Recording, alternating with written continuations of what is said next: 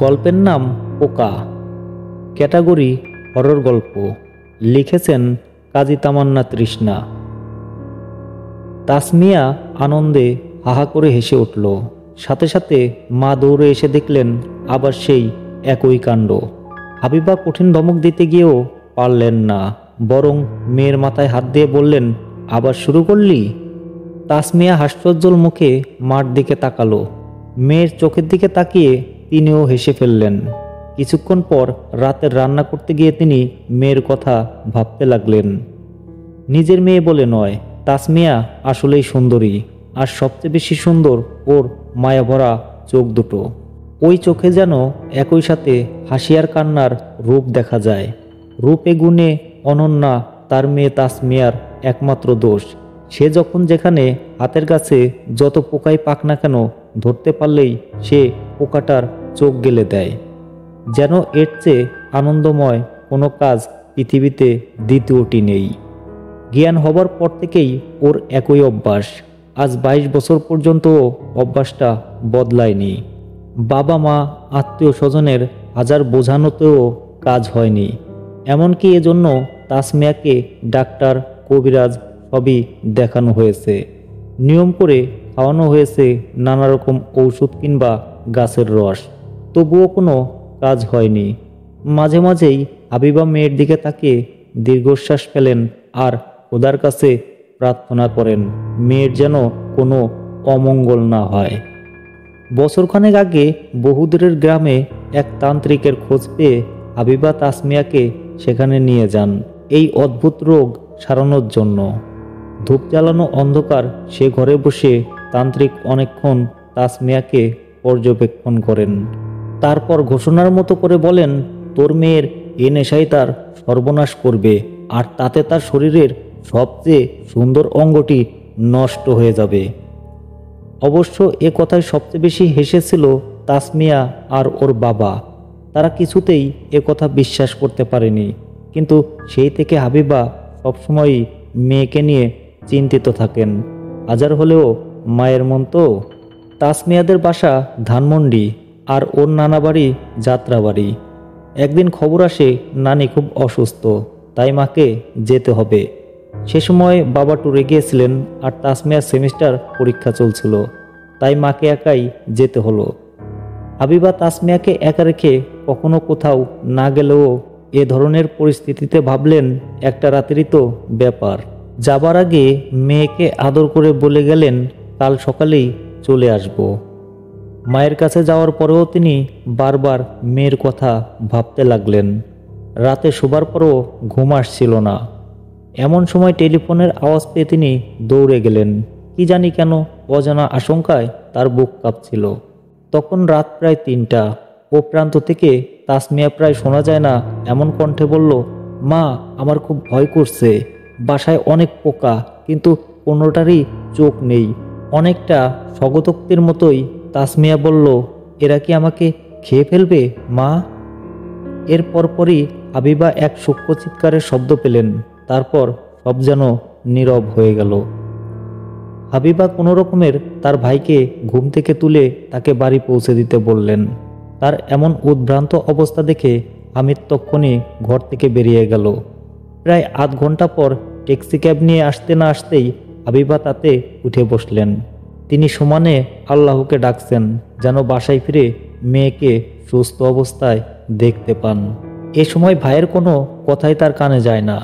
গভীর রাতে রাস্তা ফাঁকা থাকায় দ্রুতই তারা বাসায় চলে আসেন। দৌড়ে দোতলায় উঠতেই তিনি দেখতে পেলেন সিঁড়িঘরের 100 ওয়াটের বাতি জ্বলছে, আর ছোট্ট প্যাসেজে শুয়ে আছে তাসমিয়া। তিনি আর কিছু দেখার আগেই জ্ঞান হারিয়ে ঢলে পড়েন তার ভাইয়ের হাতের উপর। অবাক হামিদ তাসমিয়ার দিকে তাকাতেই দেখতে পেলেন তাসমিয়ার শরীরের চারপাশে অসংখ্য চোখবিহীন পোকা চক্রাকারে ঘুরছে, আর কেউ যেন খুব যত্ন করে তার সবচেয়ে সুন্দর অঙ্গ মায়াভরা হাস্যোজ্জ্বল চোখ দুটো কোটর থেকে কুবলে নিয়েছে। চোখের বদলে সেখানে এখন শুধুই শূন্যতা। ভৌতিক গল্প আধারে কার মুখ। লিখেছেন রাস্কিন বন্ড।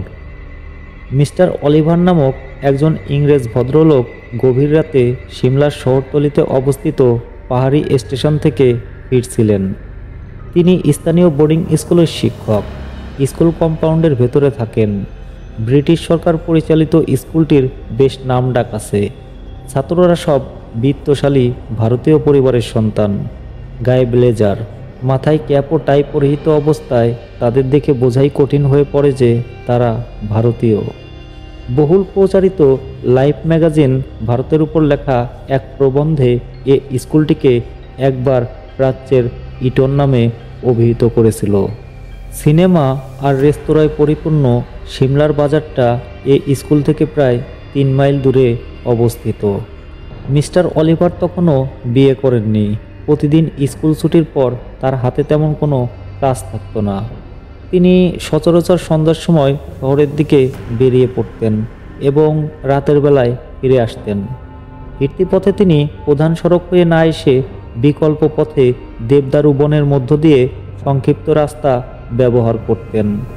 অবশ্য বেশিরভাগ মানুষ প্রধান সড়ক ধরেই চলাফেরা করতেন, কারণ একটু জোরে বাতাস বইলেই দেবদারু গাছগুলো থেকে বিষণ্ণতাপূর্ণ রহস্যময় এক ধরনের শব্দ ভেসে আসতো।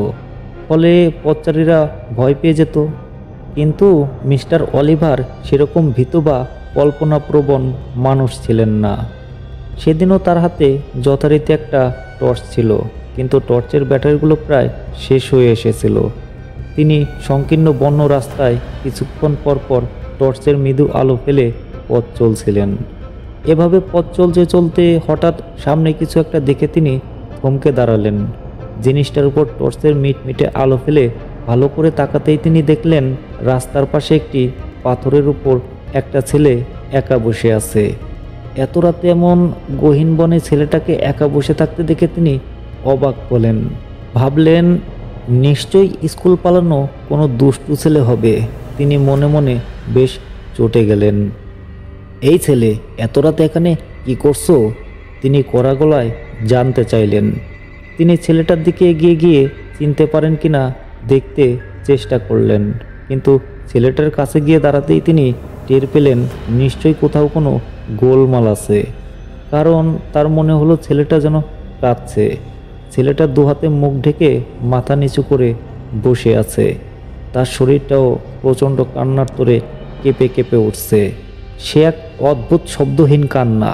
মিস্টার অলিভার অত্যন্ত অস্বস্তি বোধ করতে লাগলেন। কি ব্যাপার? তিনি আবার জিজ্ঞেস করলেন। ততক্ষণে তার রাগ টান নেই, বরং তিনি চিন্তিত কণ্ঠে জিজ্ঞেস করলেন, তুমি কাঁদছো কেন? কিন্তু তারপরেও ছেলেটা কিছু বলল না বা মাথা তুলে তাকালো না। আগের মতোই তার শরীরটা নীরব কান্নায় ফুলে ফুলে উঠতে লাগলো। তিনি আবার বললেন, এসো বাছা, এ সময় তোমার এখানে থাকা উচিত নয়। আমাকে বলো কি হয়েছে, এদিকে তাকাও। এবারে ছেলেটা মুখ থেকে হাত সরিয়ে তার দিকে তাকালো। মিস্টার অলিভারের টর্চের আলো গিয়ে পড়ল ছেলেটার মুখমণ্ডলে। অবশ্য সেটাকে অউদযোদি মুখমণ্ডল বলা যায়, কারণ সেটাই তিনি চোখ, কান, নাক বা মুখ কিছুই দেখতে পেলেন না। কেবল দেখতে পেলেন স্কুল ক্যাপ পরিহিত একটা গোলাকার মসৃণ মাথা। ঘটনার আকস্মিকতায় মিস্টার অলিভার প্রচণ্ড ভয়ে কাঁপতে লাগলেন। তার কম্পমান হাত থেকে টর্চটা পড়ে গেল। তিনি সাঁ করে ঘুরে দাঁড়িয়ে দিক বিদিক জ্ঞান শূন্য হয়ে ছুটতে শুরু করলেন। নিজের অজান্তে তার মুখ থেকে বাঁচাও বাঁচাও আর্তনাদ বেরিয়ে এলো। ছুটতে ছুটতে স্কুল কম্পাউন্ডের কাছাকাছি আসতেই রাস্তার মাঝখানে একটি লণ্ঠনের আলো চোখে পড়ল তার। দেখলেন স্কুলের নৈশপ্রহরী লণ্ঠন হাতে কোথাও যাচ্ছে। তিনি নৈশপ্রহরীর কাছে এসে দাঁড়িয়ে পড়ে হাঁপাতে লাগলেন। কি হয়েছে স্যার? নৈশপ্রহরী জিজ্ঞেস করল। কোনো দুর্ঘটনা? আপনি ছুটছেন কেন? আমি একটা জিনিস দেখেছি, ভয়ানক একটা জিনিস। বনে একটা ছেলে কাঁদছে, কিন্তু তার মুখমণ্ডল বলতে কিচ্ছু নেই। কিচ্ছু নেই স্যার? না, নেই। চোখ, নাক, মুখ কিচ্ছু নেই। তার মানে সেটা কি ঠিক এমন ছিল?